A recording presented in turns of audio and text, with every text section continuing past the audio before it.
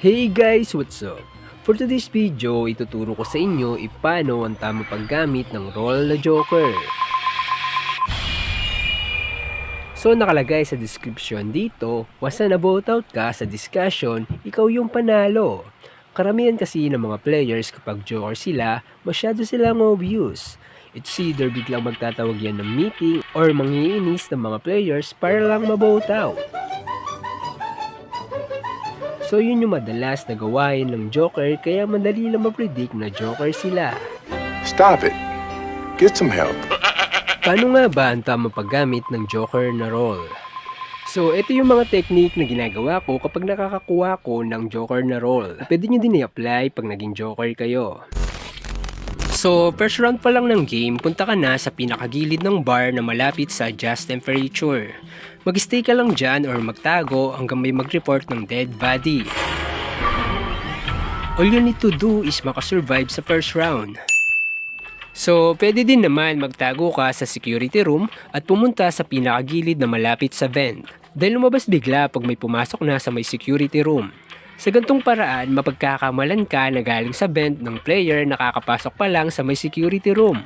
That way, may possible ka na ma-vote out or di naman kaya ma-eliminate yung sniper sa maling pag-predict ng role mo.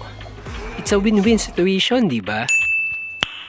Nice. So, yung next tip naman natin, kapag nakasurvive ka sa first round, pakinggan mo yung mga players about sa sinasabi nila sa discussion.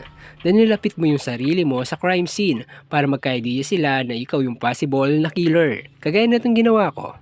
Anong number nun? Nakalimutan ko. 49? 8. Sino nga ulit yung kasama mo kanina dun sa study room? Siya yung pumatay dun. Nag-pen. So, ayun. After nung task ko sa may study room, papunta na ako ng arcade nung nag-report ka ng dead body. Basta pakinggan mo lang yung ibang players sa discussion. Kagaya nito, nagkaroon ako ng idea na patay na yung celebrity sa first round. So pwede ko tong gamitin sa next discussion para mas tumaas yung possibility na ako na yung ma-vote out. Hindi ko alam kung sino kasi bago ako pumunta ng living room, bago ako pumunta ng study, merong isang tao dun, ewan ko kung sino yun, hindi ko napansin. Sabi niya, wait, papatayin kita, sabi niya sa akin. Eh, pumunta ako ng pool. Kasama ko si Seven. Eh, nagulat kami ni Seven kasi may namatay. Hindi na namin sasabihin yun kasi alam yun ng blue team kung sino namatay. Doon ako nag-spawn sa may statue.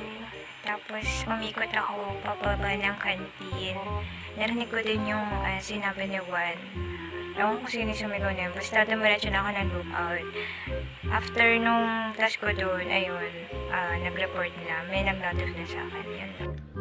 So, based sa mga information na nalaman ko sa first discussion, alam ko na malaki na yung possibility dito na ako na yung mabubote out. Kaya magtatago na lang tayo sa may bar at mag-iintay sa next discussion.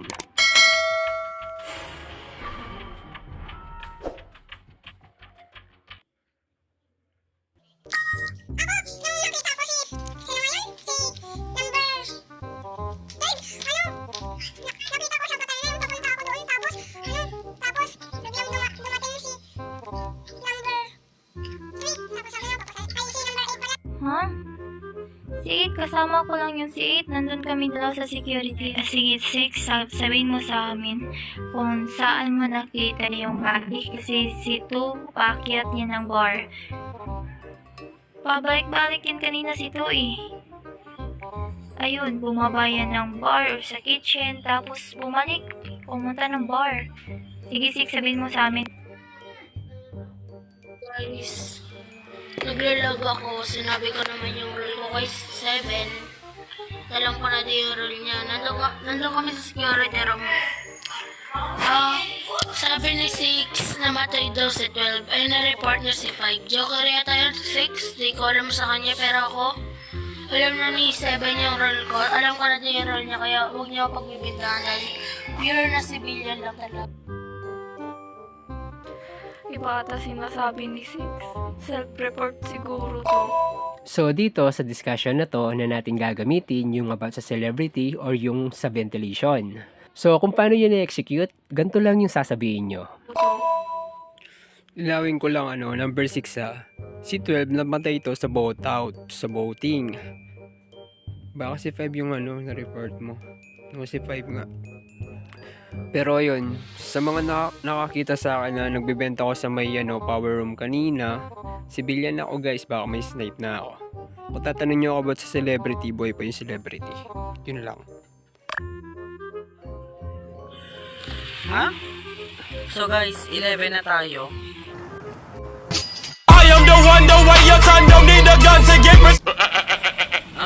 Sabi mo kanina, 6 na si 12.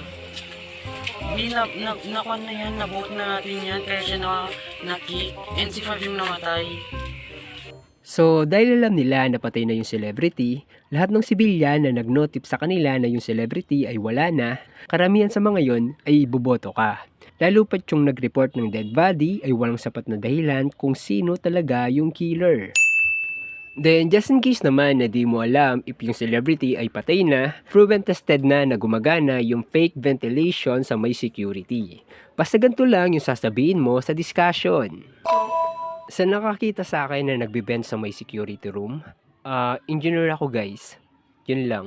Oo, yun lang ang sasabihin mo. Kasi ito yung pwede mangyari dyan. Just in case na may engineer, magre-react yun na tipapabot out ka. I just told you that. Listen. Or di naman kaya, mahuli mo yung sniper sa maling pag-predict ng role mo. It's a win-win situation, sabi ko nga. So, marami pang way kung paano mabout out bilang Joker. Ikaw, ano yung mga tips na ginagawa mo bilang Joker? I-comment mo din sa comment box below.